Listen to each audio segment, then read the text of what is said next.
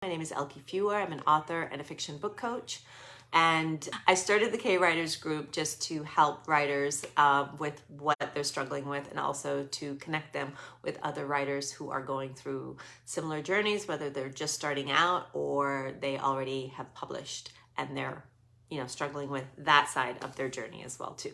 So let's dive in and get started with the topic. So how to create content. One of the things that really helped me is to just identify 1 to 3 main topics that you want to cover. And the reason why I do that, because it's so easy to say you want to talk about all the things, but then you're suddenly struggling to be consistent with it. Like, oh my gosh, am I going to talk about this? Do I talk about that? Whereas if you pick 1 to 3 topics, then it kind of helps you to say, okay, I can focus on ideas for this one, focus ideas for this one, and focus on ideas for this one. Whichever one works best for you, if you want to start out with 1 topic, or if you want to start out with 2 topics, or if you want to go for the goal and do 5. It just depends on, or I don't recommend starting out with 5 unless you have got the time.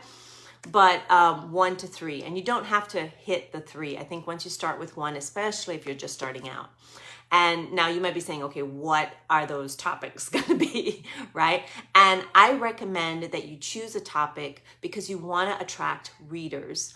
So you pick a topic that's related to the book or the type of books that you write, as well as things that you're interested in, because that's where you can really connect and build a relationship with people who have those interests. And also it makes it easier to create content if it's things that you're already interested in and you enjoy doing, right? Because if not, then it just sucks the fun out of it. And when you're creating content, it makes it easier if it's something that you enjoy doing. So when you decide what those main topics are going to be about, then I recommend just sort of saying, okay, this is the main topic that I'm going to choose, and just brainstorming a list of different ideas around that main topic. Like for instance, if you have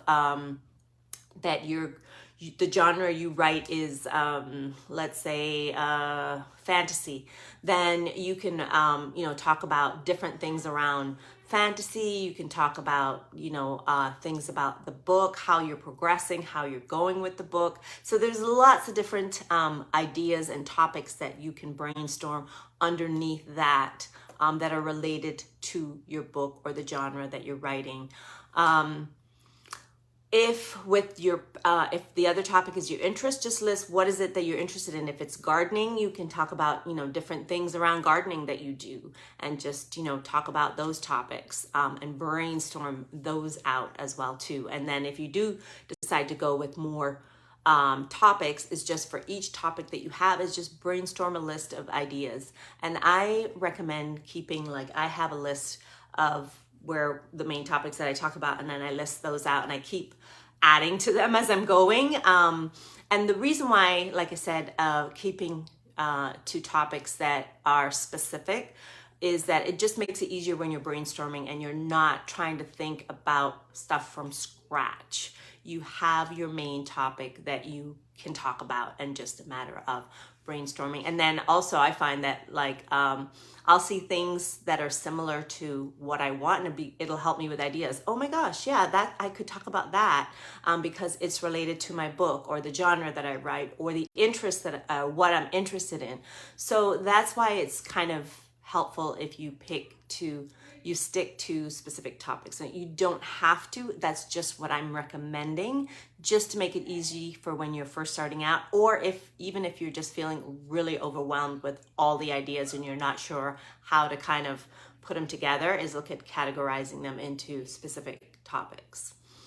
And the other thing too is that these topics will help you to be consistent when you're brainstorming new ideas, because let's face it, once you list out all of those topics, at one point you're going to run out at the end. So you're going to have to continually come up with ideas, but at least you're focusing on ideas related to the topic, and that will help you to be consistent as well too. Other things that you can sprinkle in as well too, that I like to sprinkle in or to think about while you're brainstorming underneath each one of those topics is how you're progressing with the book, whether it's the words that your word count for that week. I know sometimes it may feel like, well, who's going to want to know about that? But it's really surprising. I'm always surprised when I post about stuff that, oh, they're going to be so interested in this because it's such a great topic. And then crickets. And then I'll just post some random nonsense and say, oh, well, I wrote 500 words today. And then suddenly it's like, bing, bing, bing, bing, bing, bing, bing. So never discount the simple things when it comes to ideas that are related to your topic. So the progress, how you're doing with the book, whether that's your word count, if you're pitching an agent, how that's going, who you pitch, those kind of things, anything related to how you're doing with the book.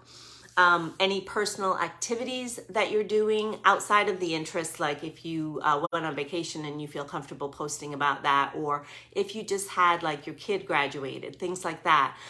People are really interested because it makes you seem like, hey, this person's just like me. They're not some author over there up on a little pedestal. And it gets to get them to know more about you, and like I said, building that relationship, which is really what you want when you're trying to attract readers, because it's not just about attracting them. You want to build that relationship because, let's face it, you want to turn them into readers if they aren't already, and the best way to do that is just to make those connections and get to know them on a personal basis.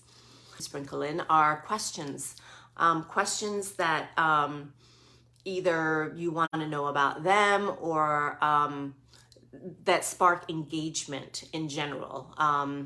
I know some authors that'll be like, what's your favorite romance book, or what's your favorite trope, or what's your favorite things like that.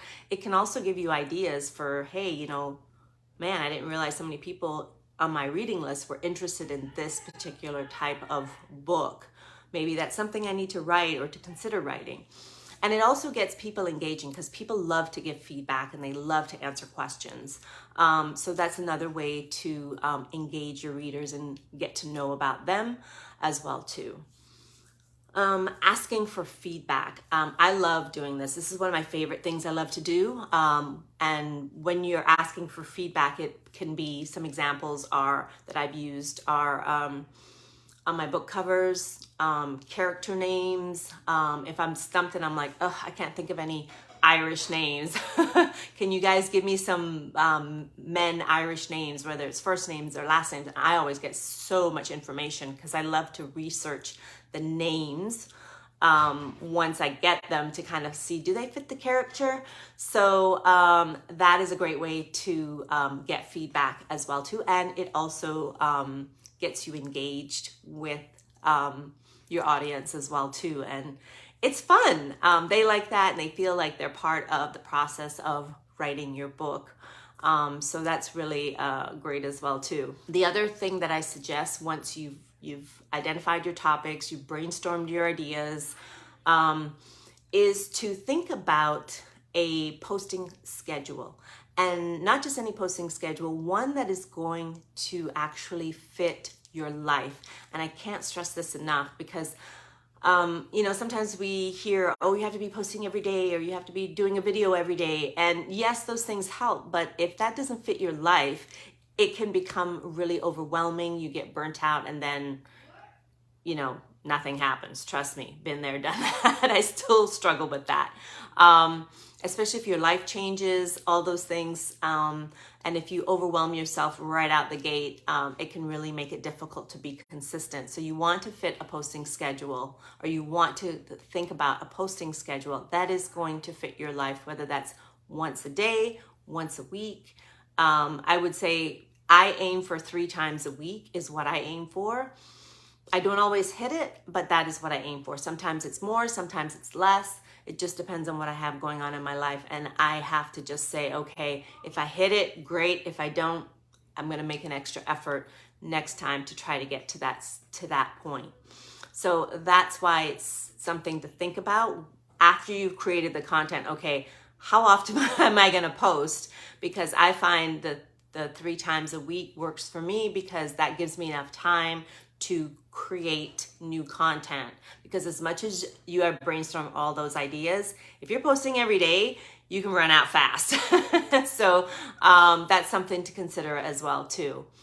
And as I mentioned, a posting schedule and having content topics will help with being consistent, especially if you're just starting out, because you want to build that relationship, and it's really hard to build a relationship if you're very inconsistent. And like I said, if you have a posting schedule where, they know that, hey, every Friday she's going to post something or share a video or something, then it's almost like something for them to look forward to. So whatever you decide, that really helps you to be consistent as well too. And, when it comes to consistency, a couple of things that I recommend is just to keep it simple. It's easy to want to think about doing all the things. But as I mentioned, it can get overwhelming really easy. If you have the time and you have the energy, absolutely do it. Boom, go for it. But if you don't, or you just want something to slowly, get you started, then, it's just to keep it simple. I have a tendency to not do that. So that's why I always have to remind myself to, take a step back. How can I make this as simple as possible, whether it's the process, how I'm posting, what I'm doing, and not try to do all the things. And, because sometimes we see other authors, oh, this is great, they're doing this, they're doing that. And a lot of times, yes, they are doing some of that themselves, but some of them actually have an admin person or somebody who's helping them with posting that. Because I have somebody, but I still have to create and come up with the content and do a lot of the stuff, but she really helps, and she does a lot of the posting for K-Writers. Now, she doesn't post in the group, but she kind of keeps things going in the background, which is really helpful. And like I said, I aim for 3 times a week, like I said, and she helps with that. And I'm fortunate to have that. If you don't have that, that means you're doing all of that. You're creating the images, you're doing everything yourself.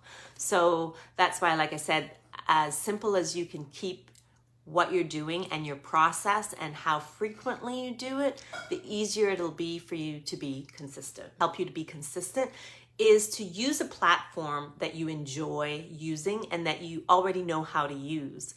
Because it's really tempting, there's always some new social media to get on or some new trend, which is not a bad thing, because I know a lot of authors who have jumped on that and they've had huge success.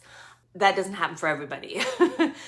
And a lot of times, it's a huge learning curve. You have to learn how to use the system, learn the algorithms, learn all this stuff. And on top of that, you have to feel comfortable in front of it. Like, for instance, TikTok, you have to feel comfortable doing all those things.